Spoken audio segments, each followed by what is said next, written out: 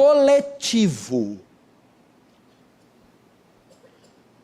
Notem que a nuvem só passou a cobrir e guiar o povo após a construção do tabernáculo. Verso 15. No dia em que foi erguido o tabernáculo, a nuvem cobriu a tenda. A nuvem, presença, só apareceu, guiou, seguiu após a construção do tabernáculo. Então, todo Israel se juntava ao redor do tabernáculo, uma congregação. E aí a nuvem, a glória se manifestava e guiava os irmãos. Queridos irmãos, tempos mais tarde, o tabernáculo fez a transição para o templo, onde a glória de Deus pairava. Irmãos, escute, Deus nos guia como igreja.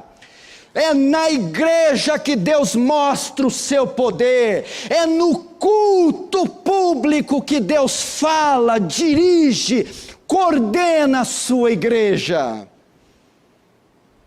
É na igreja, é no culto, é aqui, meu irmão.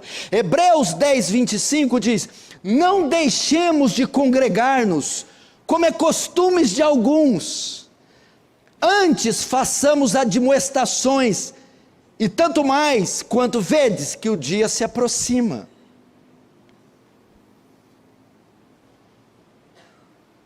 Você entendeu?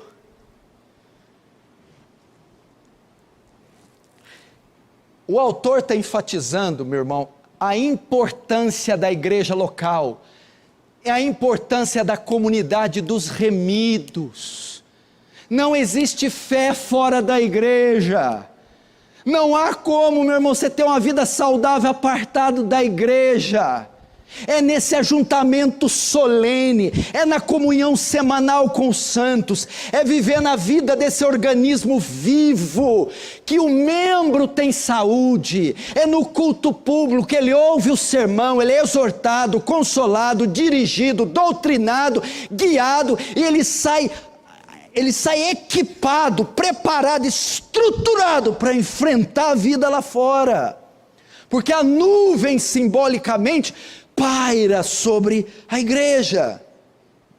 Salmo 73, verso 2 e 17, diz assim: quanto a mim, salmista, quase tropecei, meus pés quase se desviaram. Ele estava confuso com a prosperidade do ímpio, ele não sabia o que fazer. Foi então, até que entrei no santuário e atinei com o fim deles. Quando eu fui para a igreja, para o culto, aí eu entendi, Deus falou comigo, Deus me dirigiu. Queridos irmãos, estamos assistindo o nascer de uma geração irresponsável como nunca, sem compromisso com a igreja local, sem compromisso com o culto. Aí me pergunta, o que eu faço? Onde que eu estou errando? Vem para a igreja. Vem para a igreja. Existe agora um grupo que cresce a cada dia, os chamados desigrejados. O que os desigrejados entendem? Que eles não precisam de um templo, de uma denominação, de uma instituição com CNPJ, com dia e local, para cultuar a Deus, para ser crente e para ser salvo. Eles não precisam. Eles podem cultuar em casa, na rua, numa cafeteria, pela internet. São os desigrejados. E tem dois tipos de desigrejados. O primeiro é aquele que não encontra uma igreja bíblica na sua cidade. Só tem aquelas espeluncas da prosperidade, que o povo vira lagartixa nas paredes. Então ele não consegue, ele está frustrado, foi roubado a vida inteira, enganado a vida inteira, magoado, ferido, destruído, e ele não tem opção. Para salvar a alma dele, o que ele faz? Consome os cultos online de bons pregadores bíblicos. Esse é porque não tem opção. O segundo tipo de desigrejado, esse é o ativista. Esse é o elaborado. Ele simplesmente ignora, diz que a igreja institucionalizada é a invenção de Constantino. Jesus nunca teve igreja, nunca andou por... A igreja de Atos era os irmãos que reuniam nas casas, não havia. Por essa razão, eles não querem sair, não querem participar de igreja. Queridos irmãos, Cipriano de Cartago disse: ninguém pode ter Deus por pai se não tiver a igreja por mãe. Como é que você pode dizer filho de Deus se você odeia a noiva dele, que é a igreja? Jesus derramou o sangue dele pela igreja. Não existe eu sou igreja, eu sou igreja, não. Nós somos igreja, eu sou membro. Para ser igreja, plural, nós. Igreja é igreja quando está reunida, quando está junta. É a comunidade dos salvos, é a assembleia do povo de Deus, dos remidos.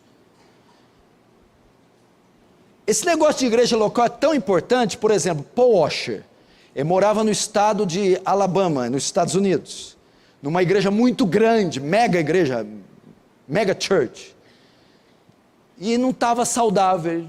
Ele falou: eu preciso de uma igreja fiel, que tenha um pastor zeloso, que pregue a palavra e pastoreie bem minha mulher e meus filhos. Ele se mudou para o estado da Virgínia, para uma igreja de 150 membros, mas que tinha um pastor fiel, zeloso, que pastoreava, aconselhava, disciplinava e pregava com fidelidade as escrituras. Você precisa, sem a igreja, como é que vai aplicar a disciplina eclesiástica em você e nos seus filhos? Precisa aplicar a disciplina. Isso só acontece se você é membro, se você participa da igreja. Discipulado, como é que você vai ser discipulado? O discipulado, os primeiros passos na fé, as doutrinas essenciais, é com a igreja local. Como é que você vai ser separado para o ministério? Se você tem um chamado, é através dos anciãos, dos presbíteros da igreja local. Como é que você vai ser advertido, exortado? A igreja local. Sermões, série de sermões, você precisa fazer parte da igreja. Olha que tremendo, a nuvem só apareceu quando o tabernáculo foi construído. Não tem mais tabernáculo. Cadê o tabernáculo?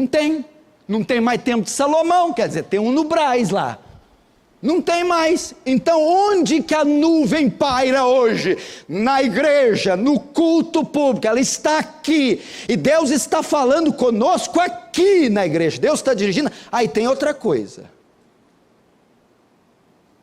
quem pastoreia você é a sua igreja local, é o pastor da sua igreja local. Você pode se aconselhar com esses homens, você pode tirar alguma coisa, mas quem define a visão doutrinária, discipula, orienta, coordena, é a igreja. Então não fica distribuindo esse monte de vídeo, um para lá, olha o que fulano falou, você fica com essa colcha de retalho doutrinada. Nós temos uma confissão de fé, 1689, é de New Hampshire. Você atende, quem atende na Igreja Aliança do Calvário, pastor Paulo, pastor Cunha, os presbíteros, e o Danilo que está vindo tinino aí dos Estados Unidos.